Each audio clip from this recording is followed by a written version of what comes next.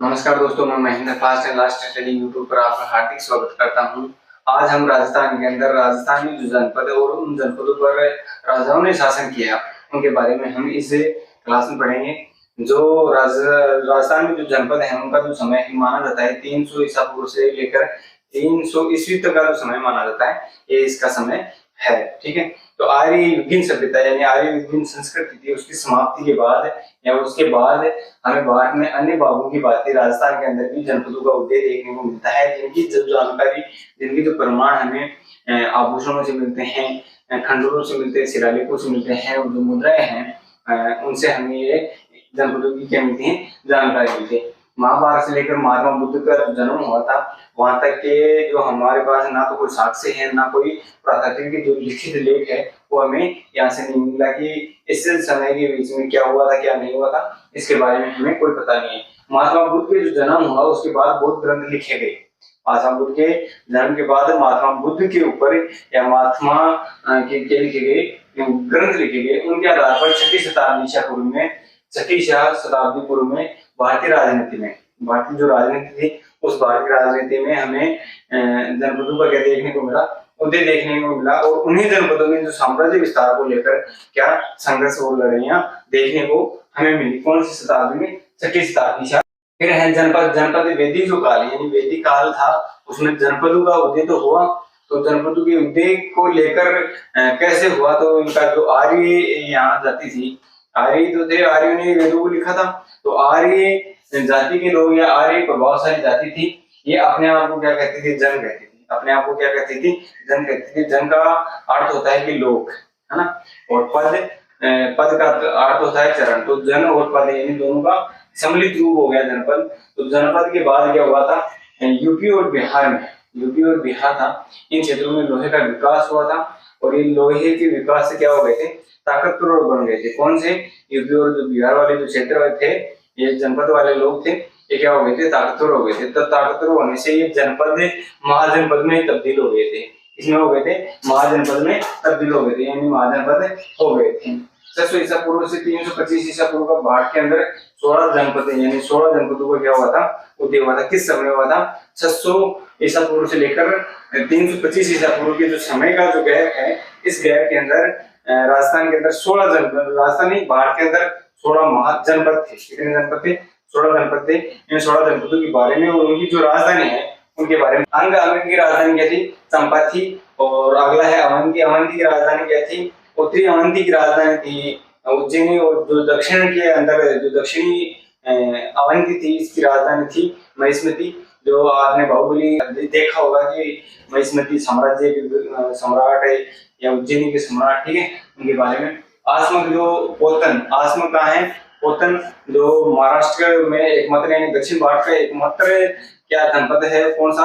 आसमक, जिसकी राजधानी थी पोतन या पोटन, ठीक है। अगला है मत्स्य, जिसकी राजधानी थी विराट। मगध की राजधानी थी राजगृह।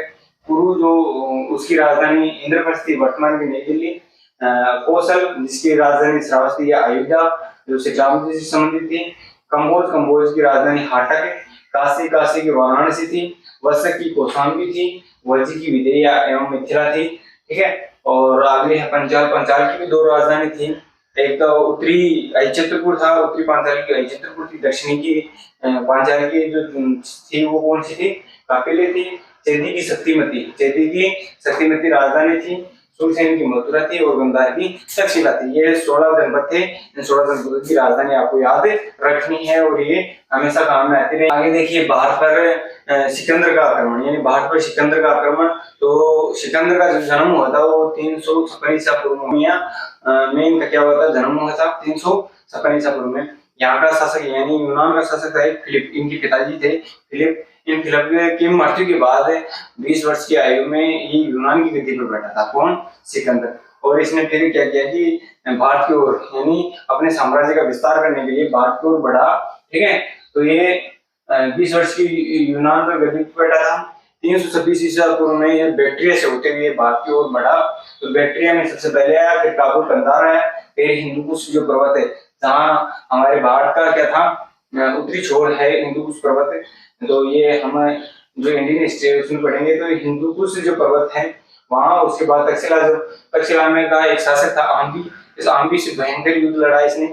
इस भयंकर युद्ध को देखकर उस तरफ के लोग यानी जो पश्चिम और उत्तर के जो लोग थे वो अपने आप को इसके अधीन कर दे, किसके, सिकंदर के अधीन कर दे कि हम आपके अधीन हैं, आपका जो हमारा जो राज्य है वो आपका है। तो ये क्या हो गया, ऑटोमेटिकली अधीन हो गए। आम्बी को देखकर क्या हो गए, पश्चिमोत्तर करने के बाद ये खैबर दर्रा जो अफगानिस्तान के अंदर खैबर दर्रा है, इस खैबर दर्रा से आगे बढ़ा। खैबर दर्रा से आगे बढ़कर ये कहाँ आए, खैबर दर्रा से आगे हुए और सिंधु जो नदी है श्रीनगर जो जम्मू कश्मीर में, तो सिंधु से पश्चिमी गंधार यानी पश्चिमी गंधार उत्तरी गंधार ये अलग अलग हिस्से है ना।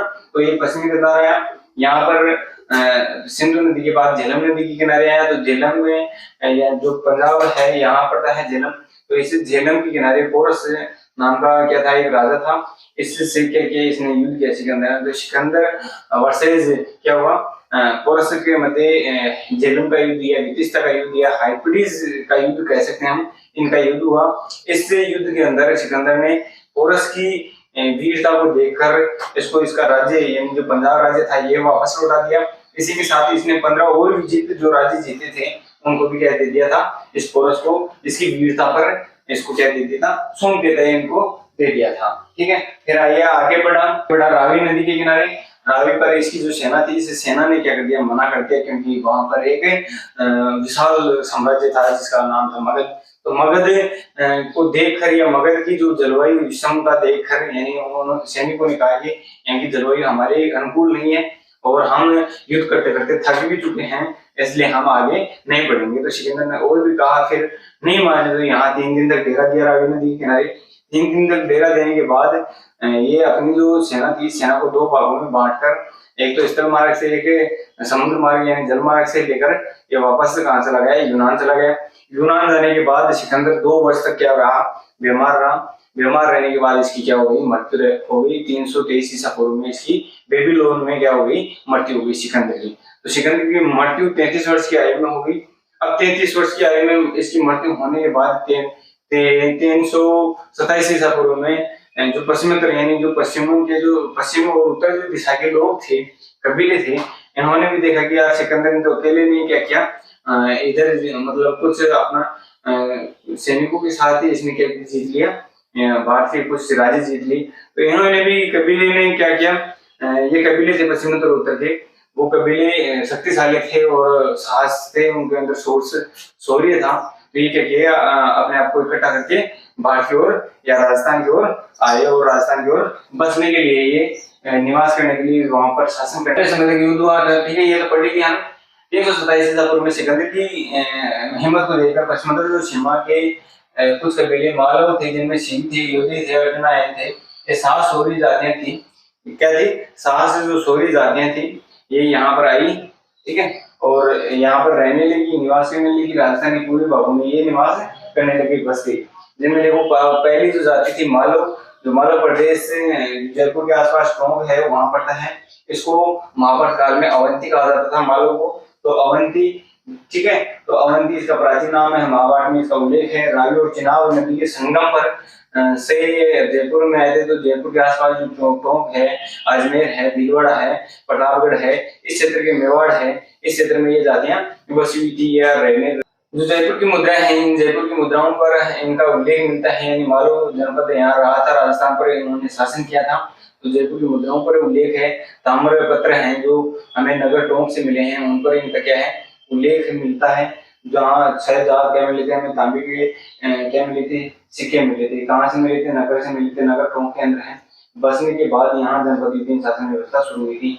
तो राजस्थान के अंदर जनपद युद्धीन शासन व्यवस्था कब शुरू हुई, तो राजस्थान में जनपद युद्धीन सभ्यता मालव की परदेशी यानी मालवों की बसने के बाद हमें राजस्थान के अंदर क्या देखने को मिलती है, या क्या देखने को मिलती है, जनपद युद्धीन शासन व्यवस्था देखने को मिलती है। यानी जनपदों का क्या था, यहाँ पर शासन यानी शासन करने लगे थे जनता के ऊपर। ये कौन, मालव, सीवी, योधे और कौन थे, अर्जुनायन। ठीक है, तो ये जो लोग थे क्या किए थे, राजस्थान के ऊपर शासन किए थे। इनका शासन चला था जनता के ऊपर। ठीक है, इन्होंने अपने राज्य बसा लिए थे। अगला है, इसी में नगर जो कंकोट नगर, इसकी राजधानी था नगर टोंक की।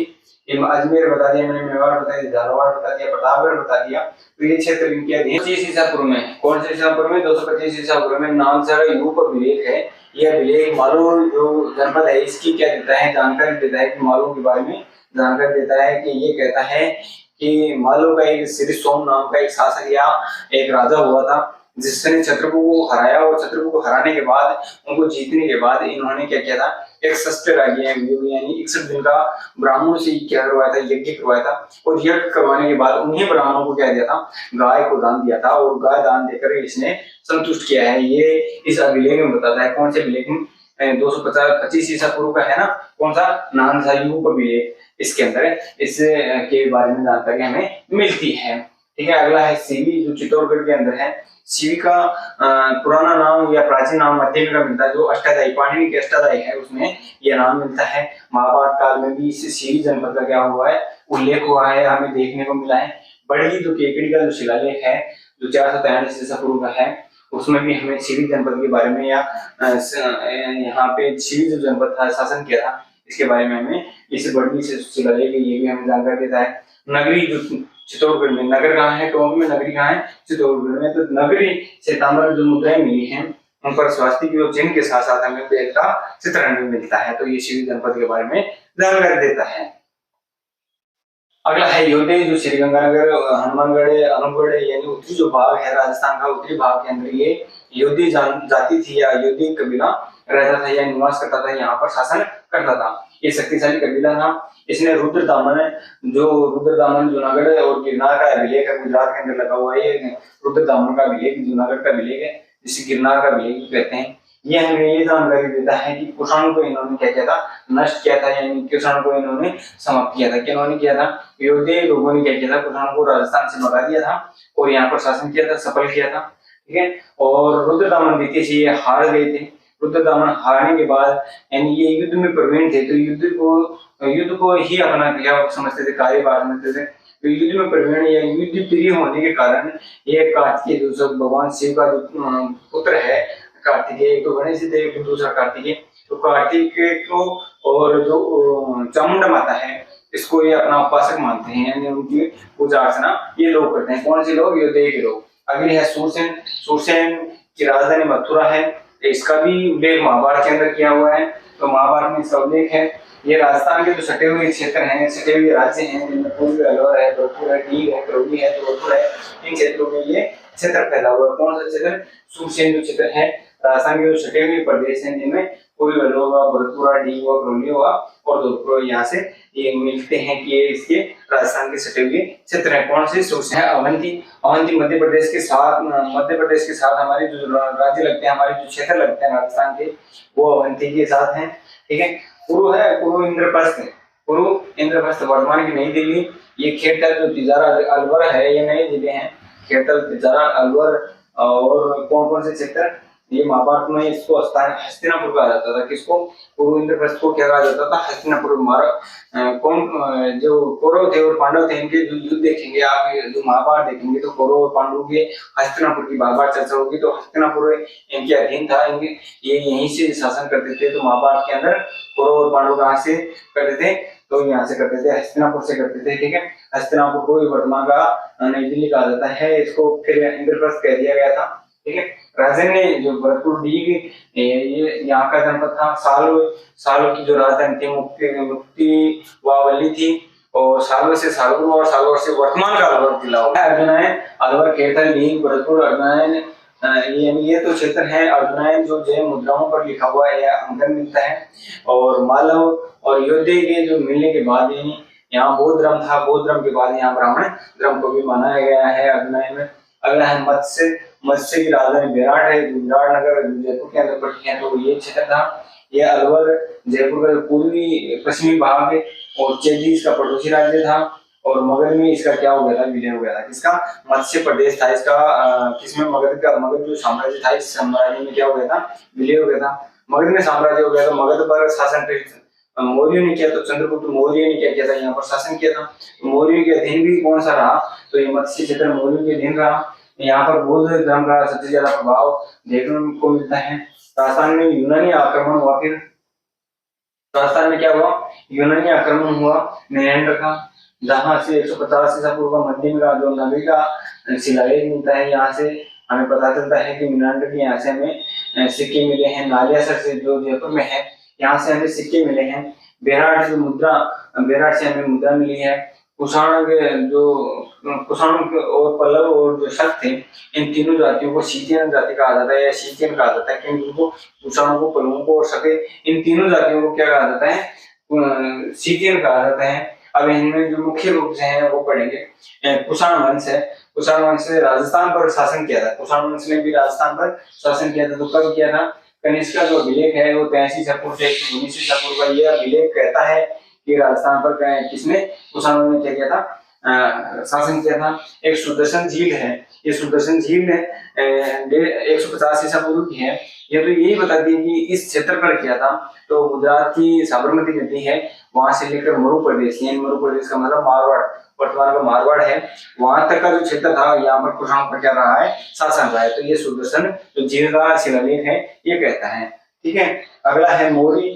तो मौर्य 322 ईसा पूर्व में, मौर्य की राजधानी पाटलिपुत्र थी। इन्होंने 322 ईसा पूर्व में, यानी मौर्य की राजधानी क्या थी, पाटलिपुत्र। तो मौर्य कहाँ थे? तो ये मगध में थे। तो मगध की पहली राजधानी कौन सी थी? राजगृह। किसके समय?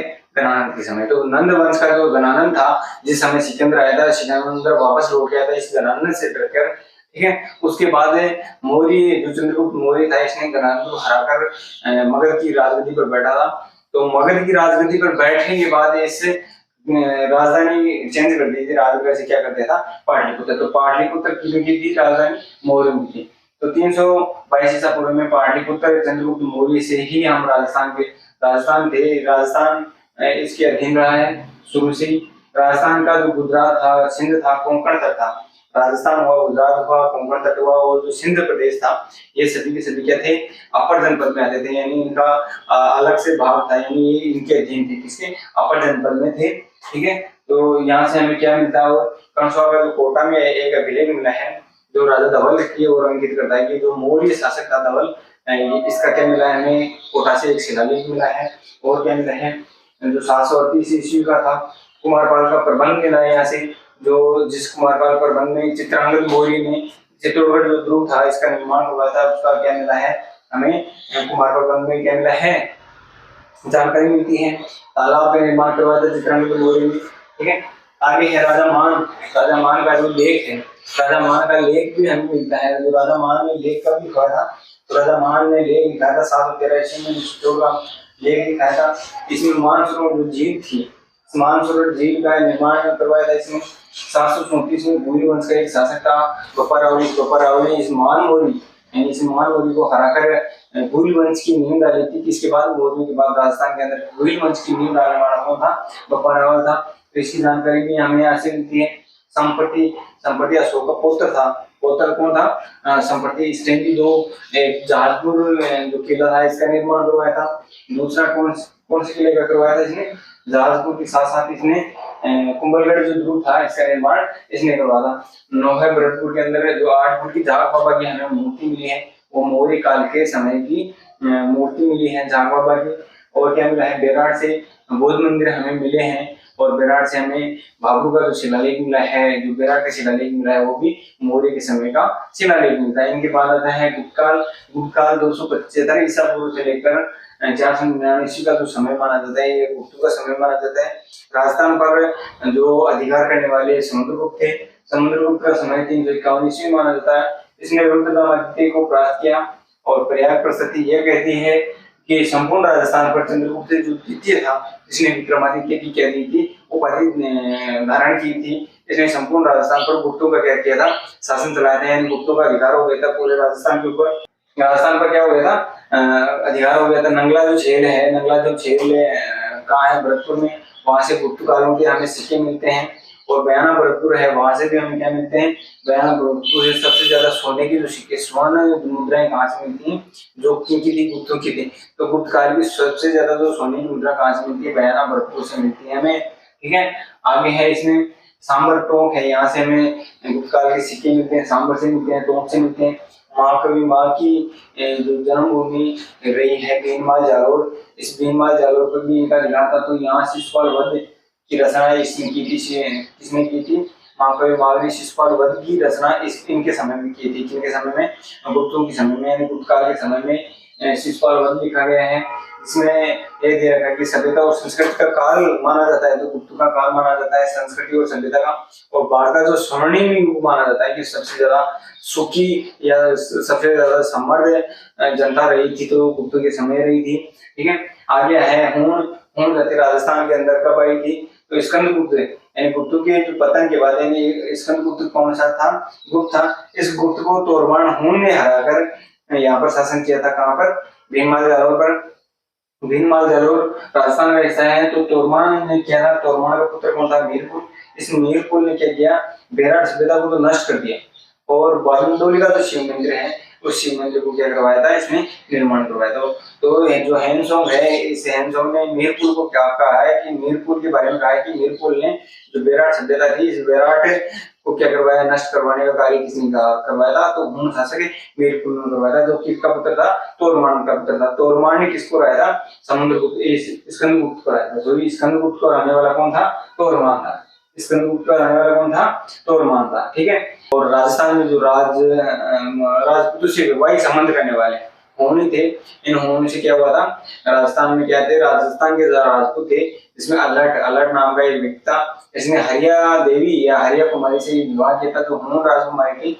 इसके बाद इन्हें हूण का पतन करने वाले यशोवर्धन थे। इनका पतन करने वाले कौन थे, यशोवर्धन थे। एक शासक नहीं थे, ये एक व्यक्ति थे ना, व्यक्तित्व के तौर पर इन्होंने क्या किया था, 535 ईस्वी में इनका क्या कर दिया था, विनाश कर दिया था, इनको भगा दिया था, इनको मार दिया था, इनको नष्ट कर दिया था, किनको, हूणों को। गुप्त का पतन के बाद 550 ईसा पूर्व में गुप्तों का जब पतन हो गया, उसके बाद उत्तरी जो भारत था, इस उत्तरी भारत में एक थानेसर जो हरियाणा में पड़ता है, इस हरियाणा पर प्रभाकर वर्मन ने एक वर्मन वंश की अलग से नींव डाली। ठीक है, तो अलग से नींव कहाँ डाली, थानेश्वर में डाली थी। किसने डाली, प्रभाकर वर्धन था, इसने वर्धन वंश की या वर्धन वंश का उदय कहाँ हुआ, गुप्तों की समाप्ति के बाद भारत के अंदर हुआ। तो प्रभाकर वर्णन ने किया, और इसी प्रभाकर वर्णन ने राजस्थान के जो गुर्जर प्रतिहार थे, जिनकी राजधानी भीनमाल जालोर थी, इन गुर्जर प्रतिहारों को हराया, और हराकर इस भीनमाल जालोर पर क्या किया था, कब्जा किया था, और यहाँ पर अधिकार किया। ठीक है, तो यहाँ पर शासन करने लगे कौन, प्रभाकर वर्मन। प्रभाकर वर्मन के बाद इसका पुत्र आया हर्षवर्धन। इस हर्षवर्धन के समय चीनी यात्री था हैंसोंग। ये हैंसोंग भीनमाल आया था। इस भीनमाल को इसने हैंसोंग ने पोलोमोलो की संज्ञा दी, इसे जो क्षेत्र था इसको पोलोमोलो की संज्ञा दी। ठीक है, और इसी हैंसोंग ने बताया था किसके बारे में, मीरपुर के बारे में, कि मीरपुर ने बेराट सभ्यता को क्या किया था, नष्ट किया था। और मीरपुर ने एक अच्छा काम किया था, जो शिव यानी ये शिव के भक्त थे, तो इसलिए इसने बांडुली का जो शिव मंदिर था, इसका निर्माण करवाया था। ठीक है, तो ये आगे देखिए, वर्धन वंश की नींव, और इसका पुत्र कौन था, हर्षवर्धन। अधिकांश हिस्से पर, राजस्थान के अधिकांश हिस्से पर इसने क्या किया, अपना साम्राज्य विस्तार करके अधिकांश हिस्से पर शासन किया। जिसने हर्षवर्धन ने, हर्षवर्धन को चीनी यात्री या चीनी जो लेखक हैं ये कहते हैं क्या है कि शिलादित्य इसका नाम रहा है। क्या कहते हैं, शिलादित्य कहते हैं। ठीक है, तो अब हैंसोंग ने कह दिया, और हैंसोंग का जो ग्रंथ है शिव की, उसमें भी इसका उल्लेख मिलता है, किसका, हर्षवर्धन का। और एक बाणभट्ट का हर्ष चरित्र और है ये ग्रंथ, इसके अंदर भी किसका उल्लेख मिलता है, तो हर्षवर्धन का उल्लेख हमें देखने को मिलता है, या हर्षवर्धन का उल्लेख मिलता है। आगे इसमें जो हर्षवर्धन की मृत्यु 647 ईसा पूर्व में हो गई थी, उसके बाद राजस्थान के अंदर राजपूतों का क्या हुआ था, उदय। तो राजपूत हम यहाँ से पढ़ेंगे, कहाँ से पढ़ेंगे, तो हर्षवर्धन की मृत्यु के बाद। तो यहाँ से पहले तो हम भारतीय जनपद वगैरह ये समझ में आए होंगे। तो आप वीडियो को लाइक कीजिए, शेयर कीजिए और सब्सक्राइब जरूर कीजिए। ठीक है, और आगे से आगे ज्यादा से ज्यादा बढ़ाए। धन्यवाद।